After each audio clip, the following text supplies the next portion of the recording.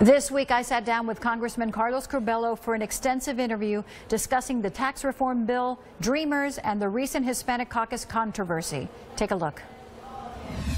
Congressman Curbelo, thanks so much for joining us here on Impact. Pleasure as always. So, tax reform passed the Senate. Do you think now that the House and the Senate will get together and sign it by the Christmas deadline that the President has asked for? This is a big week because those negotiations start. The bills are similar, but there are some key differences. So I do think that this is going to get done within the next 2 weeks. And every American should be able to kick off 2018 with a higher paycheck. So that should be good news. You talk about every American. There was concern that this may not be good for the middle class. That's unfortunate. We've done things, especially in the House bill, that are only for low and middle income earners. For example, we double the standard deduction. It used to be $12,000, or it is under existing law. We make it $24,000 for a married couple, so we protect those early dollars. In our bill, we have a $300 per parent tax credit. We have a new $300 tax credit for people taking care of, for example, an elderly parent at home.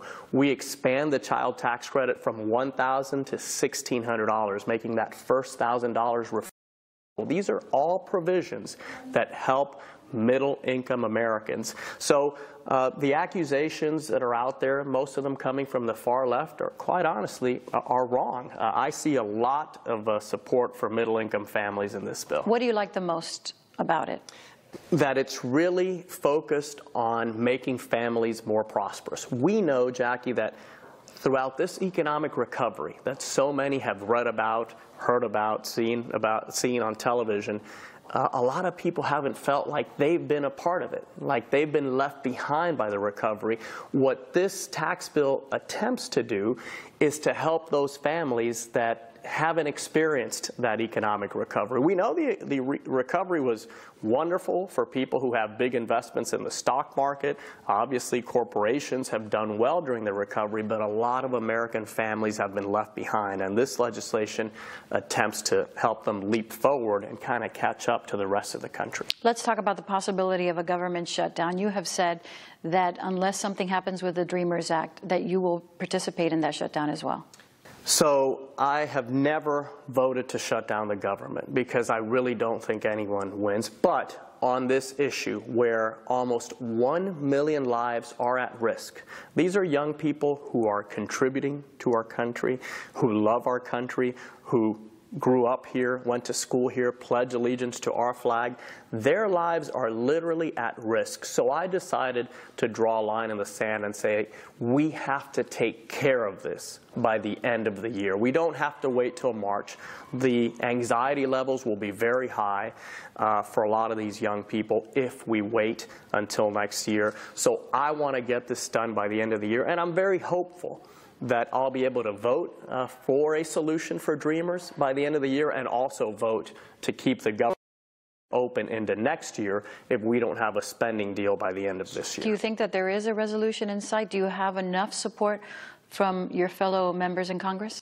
I can guarantee you today that there's majority support in both chambers of Congress to allow these young people to remain in our country, obviously, as long as they haven't committed any crimes, as long as they've been good members of society, to allow them to stay here and continue contributing to this great country.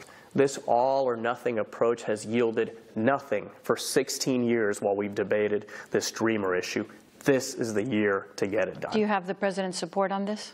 The President has called numerous times for Congress to act to help Dreamers. The President has expressed numerous times a desire to treat these young people with compassion. During the campaign, that's not what he said, but since he got elected, he has been consistent in saying, we don't want to hurt the Dreamers. We want them to have a future in this country. So every Republican, if they're worried about this issue, should just look to the President's words and get this done by the end of the year. From that, let's go to Haitians and TPS. We know what happened just a few weeks ago. Where does that stand today? And can there be a change?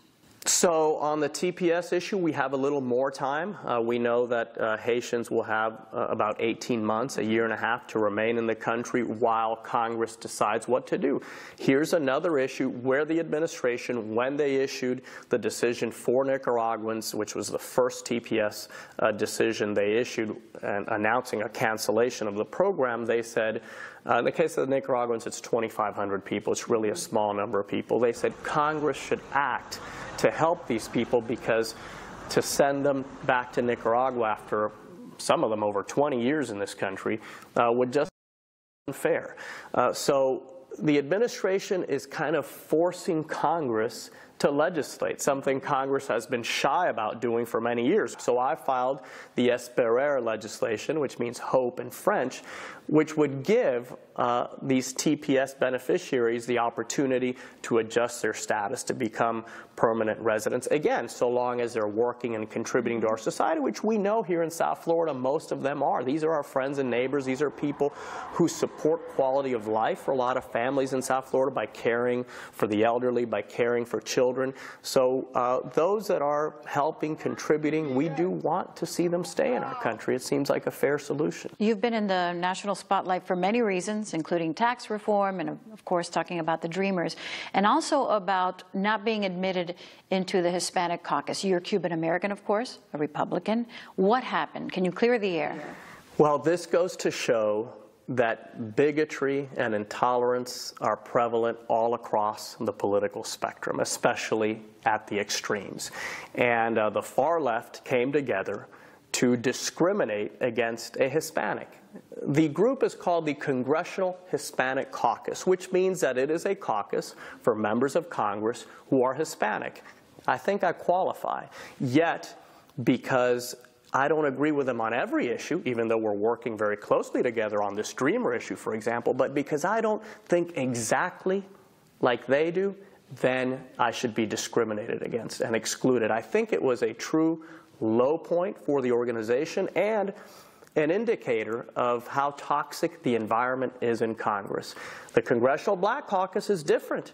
Mia Love, who's a black Republican from Utah, they invited her into the caucus. She's a productive member. They work together where they agree. I thought that Hispanics in Congress should do the same. Find a way to work together, sit at the same table, have discussions. But no, those on the far left decided that I wasn't good enough, that Hispanics only count if they're registered in the Democratic Party, and I think that's a very ugly message to send. What was the leadership's explanation, justification for that? They said that I didn't share their values. That was their explanation. Then, about a week later, the chairwoman of the caucus said that they use their meetings to strategize against Republicans, so it would be inconvenient if I was at those meetings. And this is the problem in Congress. People are figuring out how to oppose each other rather than figuring out how we can seek common ground and work together. I told the leadership of that caucus, I'm not going to stop because I'm not going to take no for an answer. As a Hispanic who represents many Hispanics, my district is 70% Hispanic, I believe I should have a seat at the table at that caucus. I believe my constituents, Republican, Independent, Democrat, should have a seat at that table as well. So this issue isn't going to go away by my account. What recourse do you have at this point? Well, we're looking at the House rules. We think that there's a problem with using government resources because this caucus is funded by taxpayer dollars for partisan purposes. So we're going to explore those avenues. But most importantly, I'm just going to continue insisting that they let me in because I don't believe in exclusion. That's just not the way I work. Every day in Congress, I work with Republicans and Democrats to try to do good things for South Florida and for the country. And I think if more people adopted that attitude, we would be far better off. Well, there's another point that you've also been very vocal about, and that's sea level rise. That's right. This, for us in South Florida, is not a problem in theory. We're living it. Miami Beach has had to invest hundreds of millions of dollars in sophisticated pump systems. The city of Miami now is issuing $200 million to help adapt to sea level rise and protect their infrastructure. So Again, it's an issue where we need to take the politics out, get out of the tribal mentality that says, well, if you're a Democrat, you have to think this way. If you're a Republican, you have to think that way. Study an issue, look at the potential solutions, and figure out where we can come together. And I think there is a lot we can do to promote clean energy in this country, renewable energy, solar, wind, geothermal, hydropower. There are so many solutions out there. You talk about shifting. There's been a lot of shift in your district as well. You, of course, are a registered Republican, yet many of the issues that you tackle are sometimes more moderate or even on the Democratic side. So how do you reconcile that? So political parties are important because they allow us to organize politically, but I think I come from a generation where parties are less significant. I think most younger Americans just want to see things get better.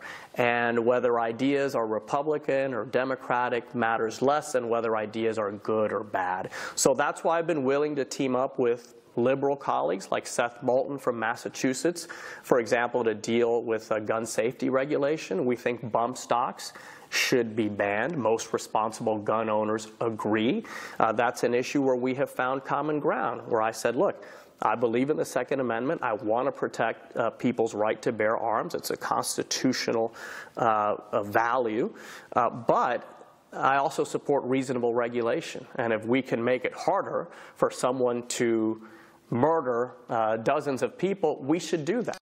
Something else that's made national headlines, and you know, sexual harassment. So many people have been accused. And now there's mandatory training for sexual harassment in Congress. What does it entail? Environment. In Congress, up until recently, really the onus was always on the victim or the alleged victim. The victim had to go to counseling before making a claim. We're changing all of that. We're changing the culture. Congress should at least attempt to lead on these types of issues, and I think we all have to be aware, and especially here in Hispanic-heavy South Florida, I tell people we are in the midst of a cultural revolution. All revolutions have risks, but I think this is a necessary revolution because everyone deserves to be treated fairly and with respect in the workplace. And some say, well, probably some people are going to be falsely accused. Everyone does deserve due process. We shouldn't jump to conclusions, but we must recognize that as a society for a long time we've tolerated behavior that's wrong. And I happen to have 2 daughters. Even if I had no daughters, I think I would have this position. But having 2 girls who I want to be able to thrive and flourish in our country and in our society, I'm glad that we're going through this correction. We have to be smart about it, sober about it, but I think it's necessary, and obviously that means some changes in Congress. And finally, what do you think should happen to the taxpayer hush money fund? There should be no confidentiality in terms of who is paying money out of this fund. And honestly, I don't even think taxpayer dollars should be used to pay for these claims. Well, we wish you happy holidays. Many blessings to you and to your family. Happy Hanukkah to everyone out there. Absolutely. Thanks again, as always, for joining us here on Impact. A pleasure.